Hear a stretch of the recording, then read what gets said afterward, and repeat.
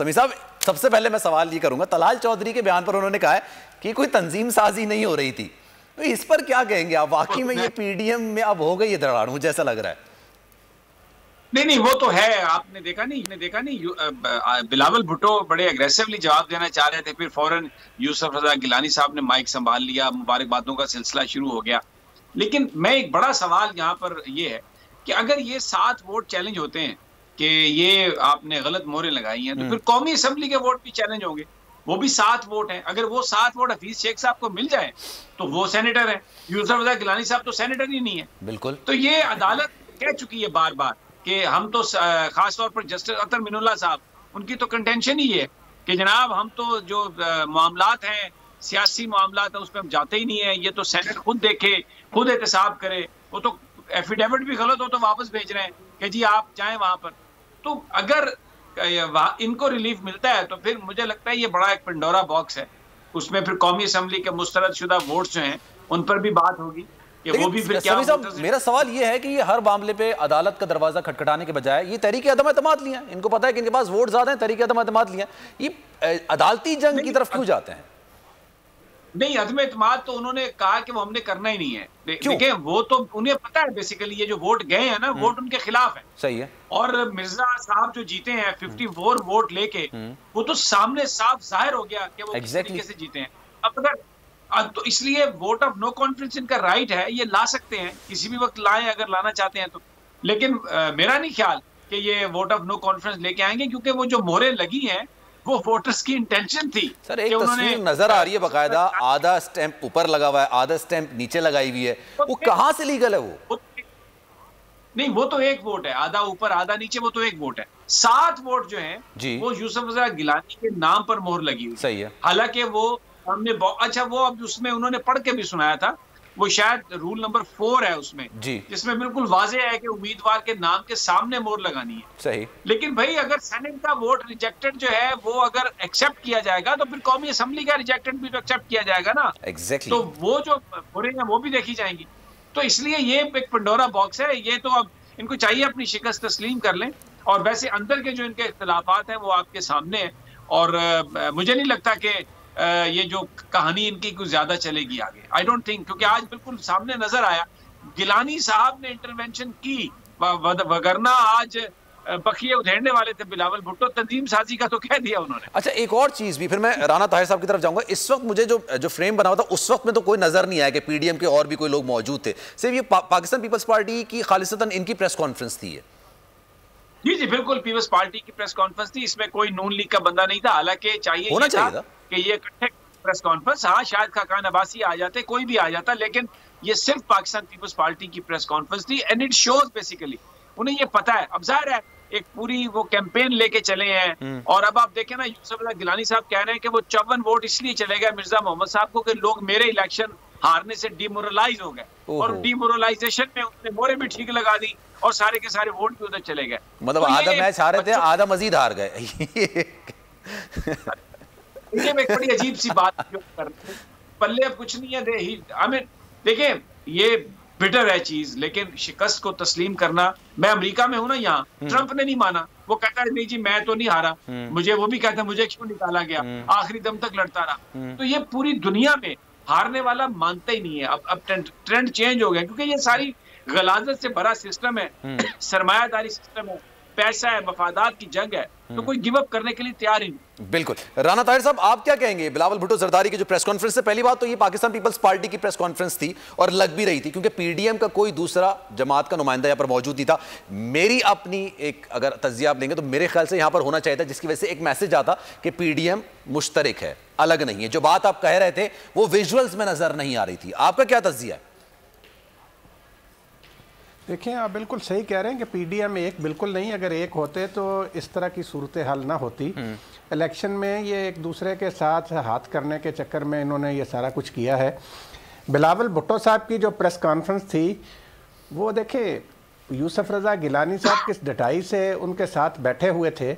उन्हें ये नहीं था कि भाई उस वक़्त कैसे बगलें बजा रहे थे बिलावल भुट्टो भी और यूसुफ रजा गिलानी भी, जब कौमी असम्बली में पीटीआई के 7 वोट रिजेक्ट हुए थे। अगर वो 7 वोट आप हफीज़ शेख को दे दें तो उनके तो बन जाते 171, फिर ये कैसे जीतते? तो ये दोहरा मेयार जो हमारे सियासतदानों का है वो एक्सपोज हो रहा है। दूसरी बात ये है कि वो जो प्रिजाइडिंग अफसर थे वो बड़े मंजे हुए पार्लियामेंटेरियन हैं, और ये सेनेट कोई सदर ने तासुब का मुजाहरा नहीं किया, ये सेनेट के मेंबर ने ही उसकी सदारत करनी थी इजलास की। वो कोई बाहर से आकर सदारत नहीं कर सकता उस इजलास की, प्रिजाइडिंग अफसर सेनेट के अंदर से ही होना था। और दिलचस्प बात ये तो सारा इन्होंने फारूक नाइक जो कि एक मंजे हुए कानूनदान है, बिलावल साबिक सदर आसिफ अली जरदारी ने उनको अपना वकील लगाया था। वो जो सारा केस था स्विस अदालतों का, उस हवाले से उन्होंने केस लगाया था, बाबर अवान को हटाया था, उनको लगाया था। वो सेनेट के चेयरमैन भी रहे। वो जब बहस कर रहे थे तो उनकी पूरी गुफ्तगू उन्होंने सुनी थी, लेकिन जो रूल्स 5 रूल्स सामने लिखे हुए उस पर वोट देना था, उस पर वो एप्लीकेबल पूरा नहीं आ रहा था। आप देखें सलमान, बात यह है कि इस किस्म की डटाई का मुजाहरा जो है वो हमारे ये सियासतदान ही कर सकते हैं। आप देखें किस कदर यूसुफ रज़ा गिलानी साहब ने फरमाया कि जी वो जो इलेक्शन डिप्टी चेयरमैन का हुआ उसमें लोग डीमोरलाइज हो गए थे। अच्छा यार, कोई शर्म होती है, कोई हया होती है? किसी ने वोट ज़ाया नहीं किया वहाँ पर, सब ने वोट दिया मिर्ज़ा मोहम्मद अफरीदी को, और पूरे के पूरे 98 वोट दुरुस्त निकले, और उन्होंने बकायमी होशो हवास वोट दिया।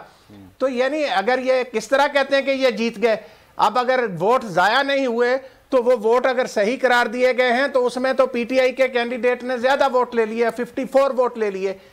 तो ये किस तरीके से जीत गए? ये अपनी शर्मिंदगी मिटाने के लिए ये सारी प्रेस कॉन्फ्रेंस इन्होंने की, और अभी देखें इन्होंने बैठाया नहीं साथ। वो जो तलाल, जैसे समी साहब ने कहा, तलाल चौधरी साहब वाला जो सवाल था उसको यूसुफ रज़ा गिलानी ने किस तरीके से गोल करवाया। वो जवाब देने लगे तो यूसुफ रज़ा गिलानी साहब ने फौरन मुदाखलत की, जवाब दे दिया उन्होंने। उन्होंने तो अभी और आगे बढ़ना था, लेकिन फिर भी उन्होंने आगे बढ़ना था, लेकिन यूसुफ रज़ा गिलानी ने मुदाखलत की। अब आप देखें यही बिलावल भुट्टो जब संजरानी साहब 3 साल पहले जीते थे तो इन्होंने ट्वीट किया था कि जी ज़ियाउल हक के ओपनिंग बैट्समैन को शिकस्त दे दी। तो आज फिर सादिक संजरानी ने ज़ियाउल हक साहब की मजलिस शूरा के मेंबर को शिकस्त दे दी। ये गिलानी साहब उनकी मजलिस शूरा के मेंबर थे जिनको लेकर बगल में बैठे हुए थे बिलावल साहब।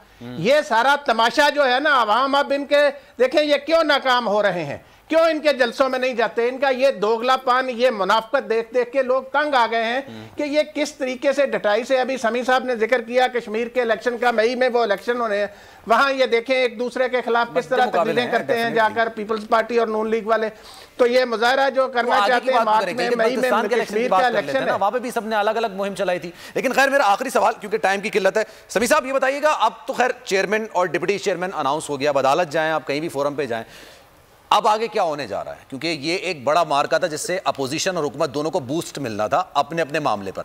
आपको लगता है पीडीएम जो पहले से इख्तलाफात का शिकार थी अब इस पोजीशन पर होगी कि लोगों को सड़कों पर ला सके और लॉन्ग मार्च कर सके? देखिए, लॉन्ग मार्च तो मुझे नहीं लगता कि होगा, इसलिए कि पीपल्स पार्टी तो बिल्कुल उससे हटी हुई है। वो तो कह चुके हैं कि तारीख को आप आगे करें, लेकिन मेरे नजदीक बड़ी बात है ना, वो है इमरान खान साहब के चैलेंज, जो ज्यादा इंपॉर्टेंट चीज होगी देखने वाली, कि उनको एक नई जिंदगी मिली है, इत्मीनान का वोट भी मिला है, सेनेट का इलेक्शन भी उनकी जमात उनके इत्तेहादी जीते हैं। सही। अब उन्हें थोड़ा सा जो महंगाई, सिर्फ एक चीज है, महंगाई जो है उससे लोग बहुत तंग हैं, और अगर वो किसी तरीके से इस पे कंट्रोल करेंगे तो लोग उन्हें समझते हैं, वो दयानतदार भी हैं, ईमानदार भी हैं, और लोग समझते हैं कि ये सारी कुव्वतें उनको क्यों हटाने के लिए आगे आई हैं। ज़िमनी इंतखाबात में उनके कैंडिडेट्स के वोट बहुत आगे बढ़े हैं, और अब आने वाले दिनों में अप्रैल में जो डस्का का इलेक्शन है वो भी बड़ा अहमियत इख्तियार कर जाएगा। But I think important thing is कि इमरान खान किस तरह फोकस करते हैं महंगाई के मामले को। डस्का का इलेक्शन है, इसके अलावा 249 अभी जो मेरे ख्याल से जो सेनेटर मुंतखब हुए हैं पाकिस्तान तहरीक इंसाफ के रहनुमा, उनका भी, वावडा साहब का भी एक इलेक्शन होगा। हाँ जी, वो खैर हाँ वो भी इलेक्शन है, लेकिन बड़ा इलेक्शन पंजाब में इंपॉर्टेंट होगा जहां पर पीटीआई वर्सेस नून लीग होगा। जो कराची का इलेक्शन है वो भी अहम है डेफिनेटली, लेकिन मुझे लगता है कि आपकी पॉलिटिकल सिमत है वो ये डस्का का इलेक्शन तय करेगा। ठीक है, राना साहब आपके क्लोजिंग कमेंट्स। देखें सलमान, बात यह है कि जो पीडीएम है ना, ये तो अब तकरीबन अपना आप इसका बाज़ाब्ता ऐलान, इसको 6 महीने लगते हैं या 4 महीने लगते हैं, इसने टूटना ही टूटना है। और आप आने वाले 2-3 महीनों में देखेंगे कि ये किस तरह तितर बितर होते हैं। अभी ये एक दूसरे पर शक कर रहे हैं, किसी को कह रहे हैं दरपर्दा, जब एक दूसरे से बात करते हैं कि पीपल पार्टी वाले कहते हैं नून लीग ने हमारे साथ हाथ कर दिया, JUI वाले कह रहे थे कि जी पीपल्स पार्टी ने हमारे साथ हाथ किया डिप्टी चेयरमैन के इलेक्शन में, और पीपल्स पार्टी वाले कहते हैं ये JUI वाले जो हैं इन्होंने हमारे साथ हाथ किया चेयरमैन के इलेक्शन में। लेकिन चले वो एक कहावत है, बड़ी मशहूर कहावत है कि 100 सवार की एक लोहार की। सब्सक्राइब करें और बेल दबाएं ताकि कोई खबर रह न जाए।